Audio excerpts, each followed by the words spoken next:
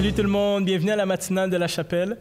Mon nom c'est Josias, je suis le pasteur de la chapelle Gatineau et j'ai quelque chose pour toi aujourd'hui, quelque chose qui va t'encourager, qui va te booster, j'en suis sûr. Le titre de mon partage aujourd'hui, c'est « Dieu te connaît plus que toi-même ». Dieu te connaît plus que toi-même. Et on va lire dans Jérémie, c'est le livre de Jérémie, prophète Jérémie 17, versets 9 à 10. Ça va comme suit. « Le cœur est tortueux par-dessus tout, et il est incurable. Qui peut le connaître? Moi, le Seigneur. J'examine le cœur, je sonde les reins pour donner à chacun selon ses voies, selon le fruit de ses agissements. » Jérémie nous dit que le cœur, il est tortueux. Okay? Le cœur, il est corrompu. Le cœur est décevant. Le cœur, on ne peut pas confier. Il y a d'autres versions, d'autres versets parallèles. Ça dit « Malheur à l'homme qui se confie dans l'homme, mais béni soit l'homme qui se confie en l'Éternel. » C'est cette idée qu'on ne peut pas totalement se fier à un être humain parce que dès sa naissance, il est tortueux. Ça vient contre toutes les pensées qui diraient quelque chose comme mais non, moi, je suis né pur, j'ai rien, voyons donc, ils sont innocents, voyons donc. Non, le cœur est tortué, il est mal à cause du péché. Le péché, c'est une espèce de virus que tout le monde a. Le cœur est tortueux et c'est juste Dieu qui peut le connaître. Imaginez un labyrinthe, OK? Mais pas un labyrinthe facile que vous avez vu là, dans le journal La Presse ou le Journal de Montréal. Non, un labyrinthe vraiment comme tellement complexe. C'est comme ça notre cœur. Dieu est le seul qui est capable de sonder et se rendre jusqu'au bout du cœur, d'aller au travers du labyrinthe et dire « C'est vraiment ça tes motivations. C'est vraiment ça que tu penses. C'est vraiment ça qu'il y a dans ton cœur. » Et souvent, les gens vont dire, souvent on entend ça dans des choix de vie ou dans des situations un peu difficiles dans des relations de couple. Quelqu'un va dire « Écoute ta tête » ou « Qu'est-ce que ton cœur te dit » ou « Écoute tes amis ». Les gens veulent qu'on soit à l'écoute de nous-mêmes. Écoute-toi, au fond de toi. Qu'est-ce que ça dit? Qu'est-ce que ça dit? Mais ils oublient cette idée que le cœur est tortueux. Le cœur est mauvais. C'est juste Dieu qui peut le connaître. J'ai lu un article dans les dernières semaines qui disait qu'une famille était rendue, je crois, à leur 9e maison qu'ils rénovaient. Okay? Une famille, je pense, ils font des flips, mais ce n'était pas l'intention de départ.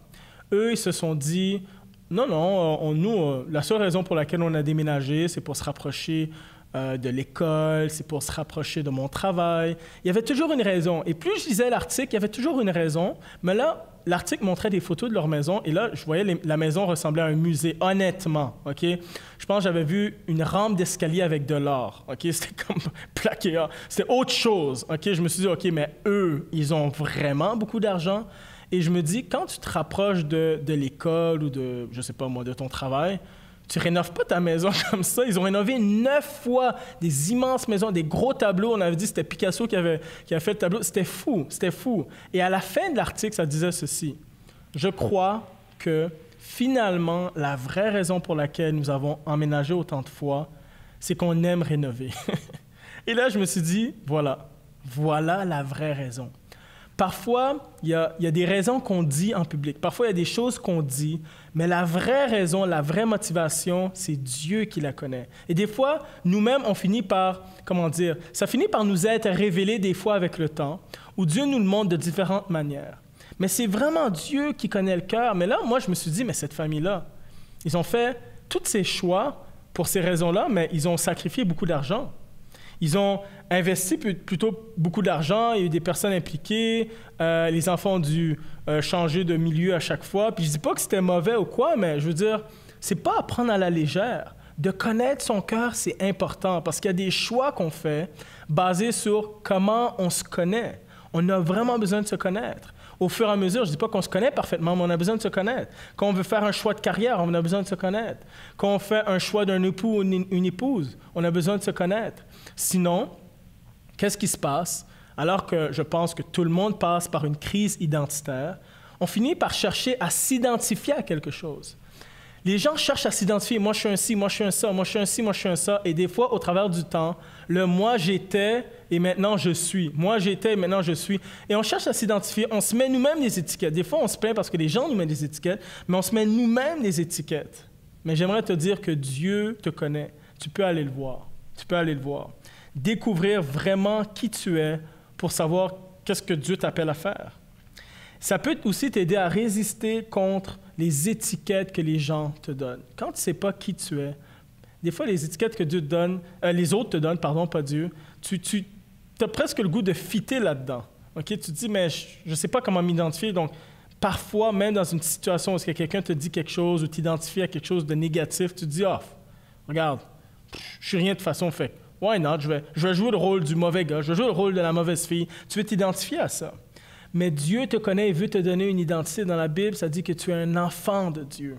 Tu es un enfant de Dieu, tu es un ambassadeur du royaume de Dieu, tu es un serviteur, tu es un ami, ok? Tu es un enfant de Dieu. Mais tu as besoin de te connaître. On doit faire la même prière que David, qui est dit dans le psaume 139, 23, 24.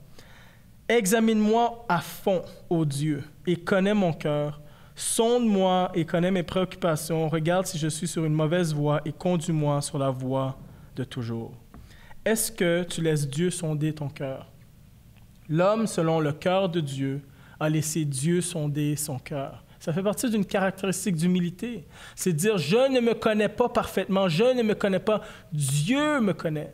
Et ça peut être intéressant aussi parce que parfois, tu ne te vois pas faire quelque chose. Parce que tu dis, ben non, moi je me connais, je ne me vois pas faire ça, je n'ai pas ce don, je n'ai pas ce talent-là, mais Dieu t'équipe.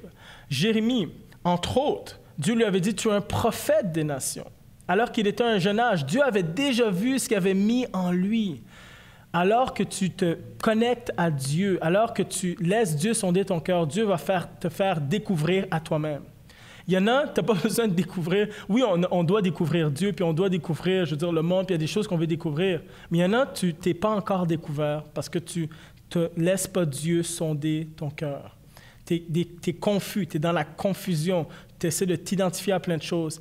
Laisse Dieu sonder ton cœur. Des fois, tu penses avoir des bons motifs, mais finalement, tu te rends compte que non. Mais finalement, c'est un peu trop tard parce que tu as fait différents choix. Puis quand je dis trop tard, il n'y a pas de condamnation, mais tu vois qu'il y a eu des conséquences à tes choix. Laisse Dieu sonder ton cœur parce que Dieu te connaît plus que toi-même.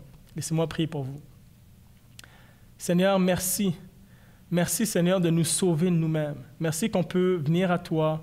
Tu connais nos motifs, tu connais nos cœurs. Et merci parce que lorsque tu nous dis quelque chose, on peut s'appuyer là-dessus. Lorsque tu dis qu'on est un enfant de Dieu, on n'a pas à douter, on n'a pas à dire « Non, tu ne me connais pas, moi je me connais mieux ». Non, parce que tu nous connais profondément, on peut croire à ta parole. Parce que tu es crédible en tant qu'auteur de la vie, en tant que créateur de l'humanité. Tu es crédible. Merci Seigneur et on veut te rendre gloire dans le nom de Jésus. Amen. Amen. Donc, j'espère que ça t'a encouragé et bien sûr, on va se voir une prochaine fois. Ciao, ciao.